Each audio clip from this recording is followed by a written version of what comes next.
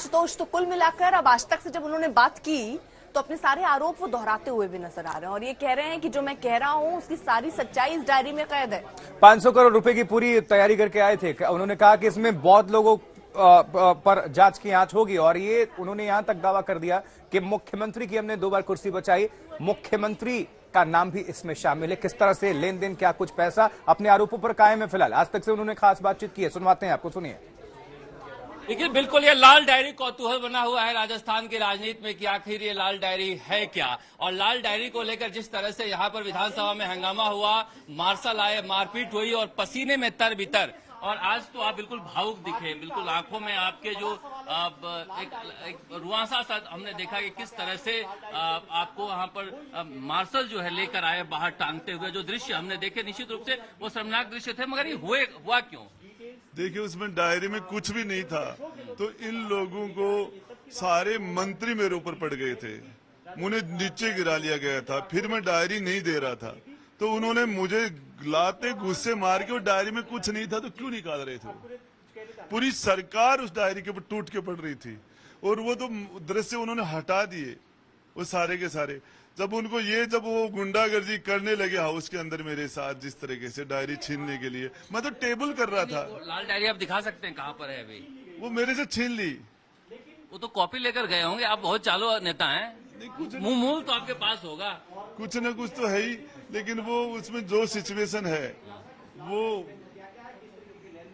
आपने कहा कि उसमें जो है लेन देन का हिसाब था, विधायकों का लेन देन का।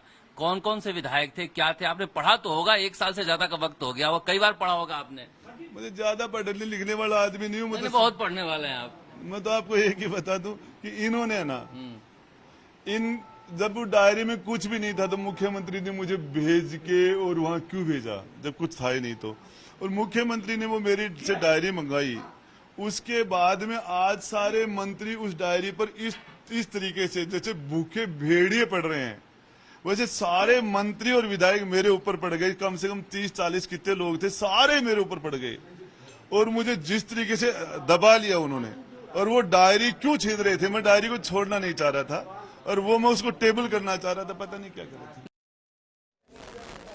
तो अर्पिता, राजस्थान की राजनीति एक बार फिर से गर्मा दी है राजेंद्र गुढ़ा ने, और इसको लेकर अब कई तरीके के अब विपक्ष को जो है मौका मिल गया। बीजेपी सीधे तौर पर निशाने पर ले रही है और ये कह रही है कि बहुत सारे राज हो सकते हैं दफन, और इसीलिए उनके मुंह को चुप कराने की कोशिश हो रही है। बीजेपी नेता दिया कुमारी कह रही हैं कि भारतीय जनता पार्टी या हम उनके साथ हैं एक तरह से, क्योंकि उन्होंने कह दिया है कि उनको सजा दी गई है कांग्रेस की तरफ से, अशोक गहलोत की तरफ से, क्योंकि उन्होंने सच का आईना दिखा दिया कांग्रेस पार्टी को।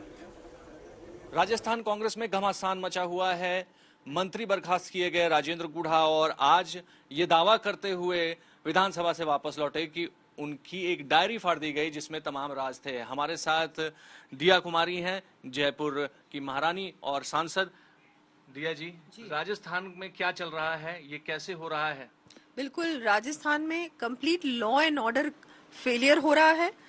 जैसा कि सभी जानते हैं, महिलाएं बिल्कुल सुरक्षित नहीं है। बलात्कार की राजधानी बन गया है राजस्थान। बहुत दुर्भाग्य है राजस्थान का कि वहां पर ऐसे मुख्यमंत्री हैं और ऐसी सरकार है जो ना महिलाओं को सुरक्षित रखती है, ना आम आदमी के लिए उनको बिल्कुल भी नहीं।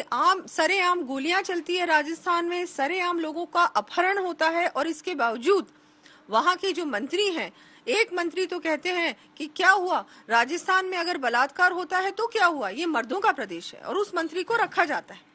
और दूसरे मंत्री राजेंद्र गुड्डा जी कहते हैं कि ये हमको हमारे गिरबान में देखना चाहिए, मणिपुर में जो हुआ दुर्भाग्यपूर्वक है, लेकिन राजस्थान में भी हो रहा है और ये चीज हमको इसका संज्ञान लेना चाहिए। उन्होंने ये बोला विधानसभा में और उनको बर्खास्त कर दिया गया। कितनी शर्म की बात है। वहां के मुख्यमंत्री ये कहते हैं कि आधे से ज्यादा तो जितनी भी रिपोर्टेड घटनाएं होती हैं उसमें महिलाएं झूठ बोल रही होती हैं, ये घटनाएं झूठी होती हैं।